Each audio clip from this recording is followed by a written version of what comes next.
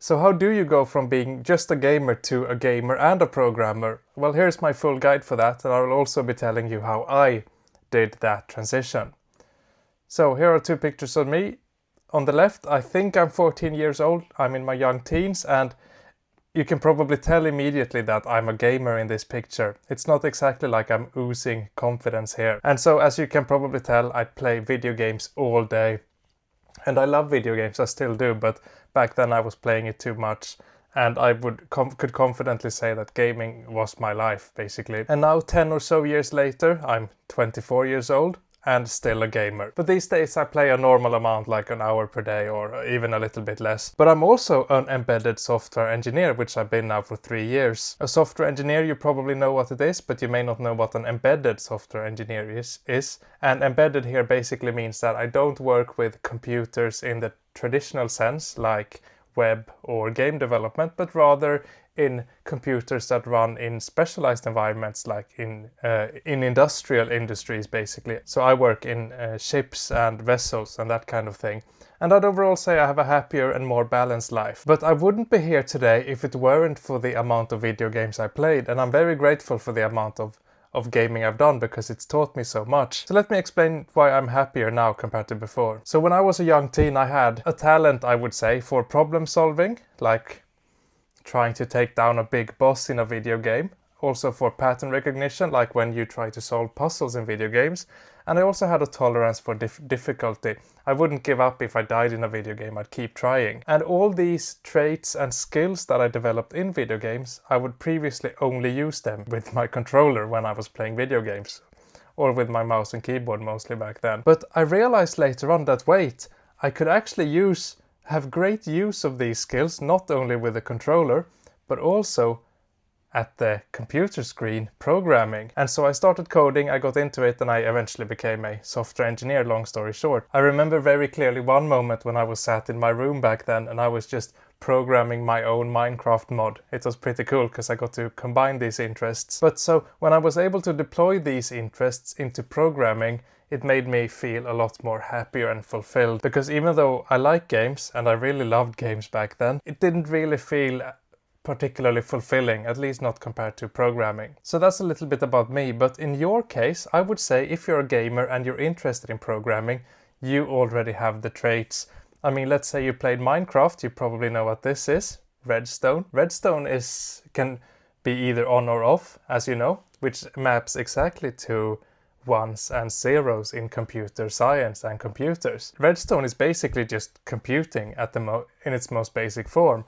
And with redstone you can make logic gates, and crazy people have even made full CPUs and computers inside Minecraft. But also there are things you can get from most games that will help you with programming. For example, if you've taken down a big, difficult, stubborn boss in Elden Ring, you've definitely got the perseverance necessary to become a good programmer, I would say. And you probably also learn some pattern recognition from there as well, because the bosses, they attack in different attack patterns and you have to learn it, otherwise it will not die. And then also if you played games like Counter-Strike or League of Legends, which I have played so much of, then you learn teamwork and how to play your role, and you know how to work with others pretty well, otherwise you wouldn't enjoy these games, I think. And these are all useful traits in programming, especially if you played with or enjoyed redstone in Minecraft. So if you're a gamer, I think you'd be a really good programmer, is what I'm saying. So what's software engineering like? You might want to know, what is it like to be a software engineer, and what do the days look like, and what tasks do you actually get down to? And I've been one for 3 years. I previously worked full-time in an office as an embedded software engineer, and I now work remotely from my own home office as a software engineer. Here is a picture of my current home office. This is where I spend all my days, or where I work as much as I want remotely as a software engineer. So I've got a couple of years experience with this. I know what it's like, and I still work with it, so I'm up to date and I know what it's like. So let me tell you what it's like right now. So what are the tasks like? Well, I would say they're really fun tasks. I spend 95% of my time exactly like this.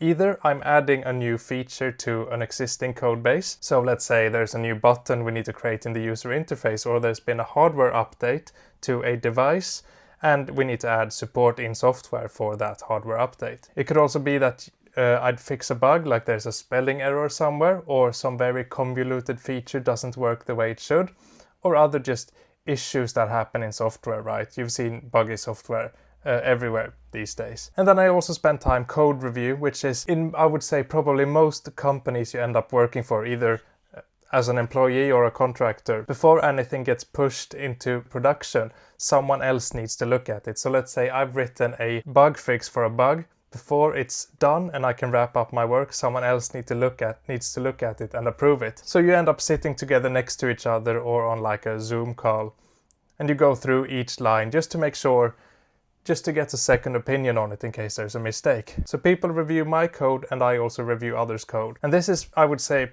pretty much the only part when this job is social. And that's why it's so important to note that this job will only be enjoyable if you like computers, because you'll mostly be interacting with computers, not with humans. So you have to pick your poison. Would you rather deal with this, which is a Windows blue screen of death, a crash, or an angry human? Now I would pick this any day of the week. I definitely prefer working with computers rather than humans, and maybe you are like that too. Now you will of course have to interact with other people like coworkers, and in code reviews you'll also be speaking to people, but the people you'll be talking with are generally very enjoyable in this industry, I would say. So if you like computers and you like video games and are good at them, you've got a lot of what it takes to become a software engineer. Now, another important thing to note about software engineering is that it is always changing. It's not like being a painter when, paint doesn't really change that much year to year, and it certainly doesn't change from week to week. Whereas in programming, things change all the time. There'll be new programming languages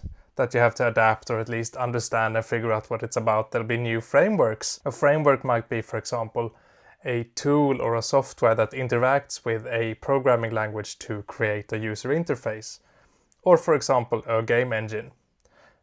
And of course now everything is all about AI coding agents. Programming these days have become very AI dominated. So it's always changing, which can seem a little bit annoying in the moment, like, oh, there's another thing I have to think about, but it does keep you fresh, and I think it's a good part of the job. And this AI first part is really, really important. That's why I made a special slide just for these two. So if you don't know, you've got Claude on the left, which is meant to symbolize Claude Code, which is one of these AI agents that you can use, just as a chatbot, which you may have used before, or also as a coding agent, which is basically an AI chatbot that lives in your code that helps you do things. And on the right here, we've got Codex, which is ChatGPT's OpenAI's version of an AI agent. And this is a very big part of programming these days. I would say I have these agents write about 90% of the code that I produce, both privately and also professionally.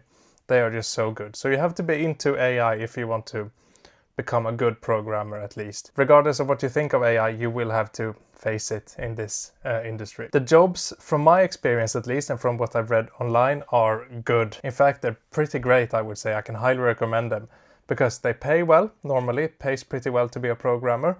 Remote work is highly possible. For example, me, I only work remotely, and it is so nice to not have to commute or have to spend so much time in an office, and just be able to set my own hours and work whenever it's flexible. And I'd also say it's pretty easy going, right? I'd never had to wear a suit or a tie or uncomfortable shoes or anything annoying and stupid like that.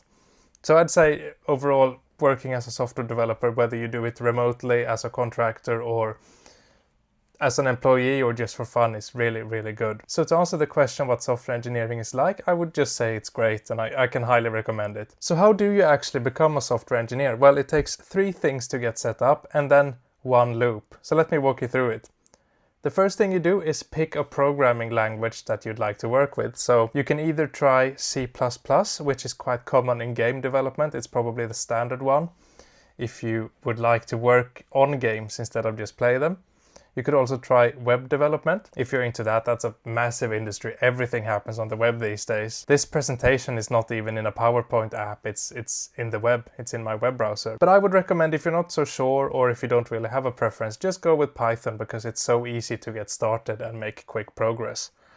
So go with Python unless you've got any special things you'd like to get into.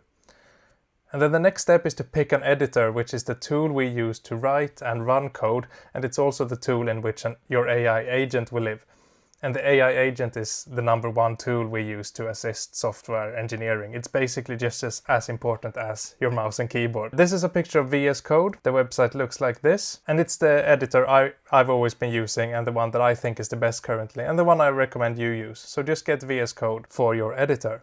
And then finally you have to pick an AI agent, which is just as important as picking a good keyboard if you're getting into programming or PC gaming or something. You can pick either between Claude or ChatGPT Codex, which are the two good ones. And I think currently I find this one to be a little bit better, but just a couple months ago this one was considerably better. So this is always changing and may be outdated by the time you watch this. But I currently use this one and I'd recommend it. It's called Codex and this is the website on OpenAI. And then for the rest of your software engineering life, basically, all you have to do is exactly this.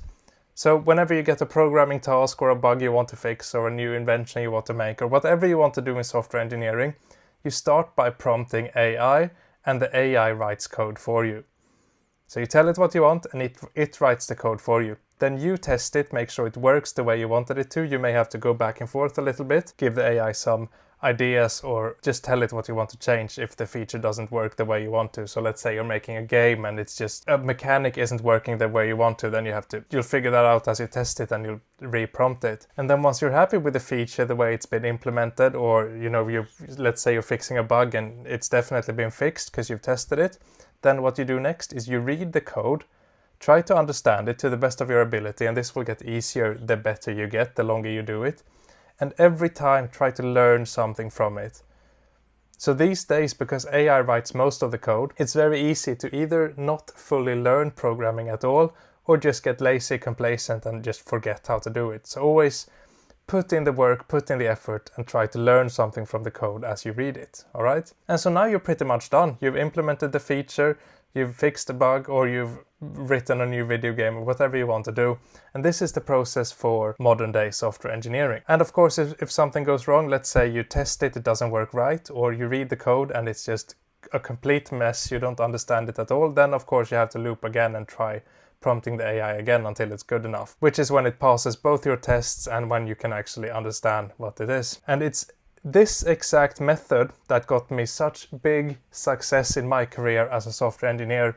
And it's unbelievable because it's so easy. Like the job is so easy and it's given me incredible results. So let me tell you about it. That's how I got consistent performance related raises at my former job and clients for embedded software engineering contracting fully remotely, just from using this method. So take a screenshot or write this down because this is the way to do it nowadays. Now, if you'd like to dive deeper, I've got a free technical course link below. It's just a YouTube video. You just click the link and you can watch me set all these tools up, like how to get the language, how to get the editor, the agent, and I'll just show you step by step how to get started. And I think you'd really like it if you watch this far.